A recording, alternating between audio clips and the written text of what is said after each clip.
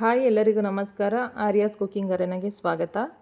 ನಾನಿವತ್ತು ತುಂಬ ಈಸಿಯಾಗಿ ರುಚಿಯಾಗಿ ತಂಪಾಗಿರುವಂಥ ಫ್ರೂಟ್ ಕಸ್ಟರ್ಡ್ನ ಮಾಡ್ತಾಯಿದ್ದೀನಿ. ಇದು ಬೇಸಿಗೆಗೆ ಒಂದೊಳ್ಳೆ ಡೆಸರ್ಟ್ ಅಂತ ಹೇಳ್ಬೋದು. ಮನೆಗೆ ಯಾರಾದರೂ ಗೆಸ್ಟ್ ಬಂದಾಗ ಅಥವಾ ಫಂಕ್ಷನ್ಸ್ ಇದ್ದಾಗ ಈ ಥರ ಒಂದ್ಸಲ ಮಾಡಿಕೊಡಿ, ತುಂಬ ಚೆನ್ನಾಗಿರುತ್ತೆ. ತುಂಬ ಸಿಂಪಲ್ಲಾಗಿ ಮಾಡ್ಕೋಬೋದು. ಬನ್ನಿ ಹೇಗೆ ಮಾಡೋದು ಅಂತ ನೋಡೋಣ. ನಾನಿವಾಗ ಒಂದು ಪಾತ್ರೆಗೆ ಅರ್ಧ ಲೀಟರಷ್ಟು ಹಾಲನ್ನ ಹಾಕ್ತಾಯಿದ್ದೀನಿ. ಹಾಗೆ ಇನ್ನೊಂದು ಬೌಲಿಗೆ ಅರ್ಧ ಲೋಟ ಅಷ್ಟು ತಣ್ಣಗಿರೋ ಹಾಲನ್ನ ತೊಗೋಬೇಕು. ನೋಡಿ, ತಣ್ಣಗಿರೋಂಥ ಹಾಲಿಗೆ 2 ಟೇಬಲ್ ಸ್ಪೂನಷ್ಟು ಕಸ್ಟರ್ಡ್ ಪೌಡರ್ನ ಹಾಕ್ತಾಯಿದ್ದೀನಿ. ನಾನಿಲ್ಲಿ ವೆನಿಲ್ಲಾ ಫ್ಲೇವರ್ ಕಸ್ಟರ್ಡ್ ಪೌಡರ್ನ ತೊಗೊಂಡಿದ್ದೀನಿ. ನಿಮಗೆ ಯಾವ್ದು ಬೇಕೋ ಆ ಫ್ಲೇವರ್ನ ತೊಗೊಂಡು ನೀವು ಮಾಡ್ಕೋಬೋದು.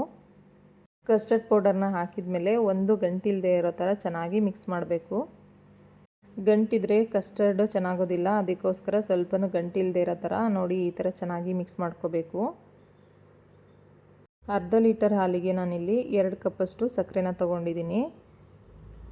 2 ಕಪ್ ಅಂದರೆ ಈ ಕಪ್ಪಲ್ಲಿ ಸುಮಾರು 3ರಿಂದ 4 ಚಮಚ ಆಗುತ್ತೆ. ನೆಕ್ಸ್ಟ್ ಇವಾಗ ಸ್ಟವ್ ಆನ್ ಮಾಡಿ ಹಾಲನ್ನ ಕಾಯೋದಕ್ಕೆ ಇಡಬೇಕು. ಹಾಲು ಸ್ವಲ್ಪ ಚೆನ್ನಾಗಿ ಕಾಯಬೇಕು. ಹಾಲು ಚೆನ್ನಾಗಿ ಬಿಸಿಯಾಗಿ ಉಗ್ತಾ ಇರುತ್ತಲ್ಲ, ಆವಾಗ ಮಿಕ್ಸ್ ಮಾಡಿ ಇಟ್ಕೊಂಡಿರೋವಂಥ ಕಸ್ಟರ್ಡ್ ಪೌಡರ್ನ ಹಾಕಬೇಕು. ನೋಡಿ, ಇವಾಗ ಹಾಲು ಚೆನ್ನಾಗಿ ಕಾಯ್ತಾ ಇದೆ. ಕಸ್ಟರ್ಡ್ ಪೌಡರ್ನ ಹಾಕ್ತಾಯಿದ್ದೀನಿ.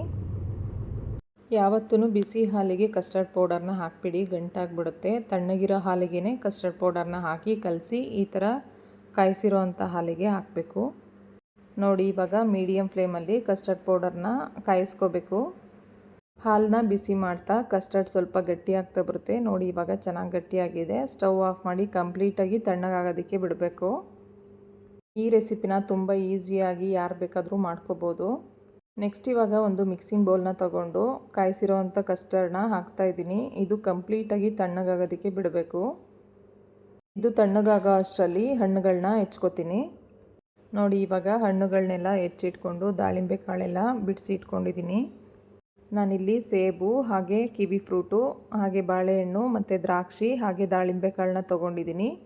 1 ಸೇಬು ಹಾಗೆ 1 ಕಿವಿ ಫ್ರೂಟು ಹಾಗೆ 3 ಬಾಳೆಹಣ್ಣು ಹಾಗೆ ಅರ್ಧದಷ್ಟು ದಾಳಿಂಬೆ ಕಾಳು ಹಾಗೆಯೇ 1 ಕಪ್ಪಷ್ಟು ದ್ರಾಕ್ಷಿನ ತೊಗೊಂಡಿದ್ದೀನಿ. ಈ ಎಲ್ಲ ಫ್ರೂಟ್ಸನ್ನು ಚಿಕ್ಕದಾಗಿ ಕಟ್ ಮಾಡಿ ಇಟ್ಕೋಬೇಕು. ಕಟ್ ಮಾಡಿ ಇಟ್ಕೊಂಡಿರೋಂಥ ಫ್ರೂಟ್ಸ್ನ ಕಂಪ್ಲೀಟಾಗಿ ತಣ್ಣಗಾಗಿರೋಂಥ ಕಸ್ಟರ್ಡ್ಗೆ ಸೇರಿಸ್ತಾ ಇದ್ದೀನಿ. ಇದೇ ಫ್ರೂಟ್ಸ್ ತೊಗೋಬೇಕು ಅಂತ ಏನಿಲ್ಲ, ನಿಮ್ಮ ಮನೇಲಿ ಯಾವುದಿರುತ್ತೆ ಆ ಫ್ರೂಟ್ಸ್ನ ತೊಗೋಬೋದು. ನಿಮಗೆ ಇಷ್ಟ ಬಂದಿದ್ದ ಫ್ರೂಟ್ಸ್ನ ಹಾಕಿ ಕಸ್ಟರ್ಡ್ನ ಮಾಡ್ಕೋಬೋದು. ಫ್ರೂಟ್ಸ್ ಎಲ್ಲ ಹಾಕಿದ್ಮೇಲೆ ಒಂದ್ಸಲ ಚೆನ್ನಾಗಿ ಈ ಥರ ಮಿಕ್ಸ್ ಮಾಡಿ ಫ್ರೂಟ್ ಕಸ್ಟರ್ಡ್ ರೆಡಿ ಆಗುತ್ತೆ. ನೋಡಿ, ಇವಾಗ ಎಲ್ಲ ಫ್ರೂಟ್ಸೂ ಕಸ್ಟರ್ಡ್ ಜೊತೆ ಚೆನ್ನಾಗಿ ಮಿಕ್ಸ್ ಮಾಡಿದ್ದೀನಿ. ಇವಾಗ ಫ್ರೂಟ್ ಕಸ್ಟರ್ಡ್ ರೆಡಿಯಾಗಿದೆ. ನೋಡಿ, ಸಖತ್ತಾಗಿರೋವಂಥ ಫ್ರೂಟ್ ಕಸ್ಟರ್ಡ್ ರೆಡಿಯಾಗಿದೆ. ಈ ರೆಸಿಪಿ ಇಷ್ಟ ಆಗಿದರೆ ಒಂದು ಲೈಕ್ ಮಾಡಿ, ಹಾಗೆ ನಮ್ಮ ಚಾನಲ್ನ ಸಬ್ಸ್ಕ್ರೈಬ್ ಮಾಡಿ, ಹಾಗೆ ಪಕ್ಕದಲ್ಲಿರೋವಂಥ ಬೆಲ್ ಐಕನ್ನ ಪ್ರೆಸ್ ಮಾಡಿ.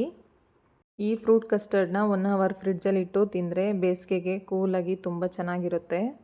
ಬೇಕು ಅಂದರೆ ಫ್ರಿಡ್ಜಲ್ಲಿಟ್ಟು ತಿನ್ಬೋದು, ಇಲ್ಲ ಹಾಗೇನೂ ಕೂಡ ತಿನ್ಬೋದು. ಈ ವಿಡಿಯೋ ನೋಡ್ತಾ ಇರೋವಂಥ ಎಲ್ರಿಗೂ ಧನ್ಯವಾದಗಳು. Thank you all. Thanks for watching.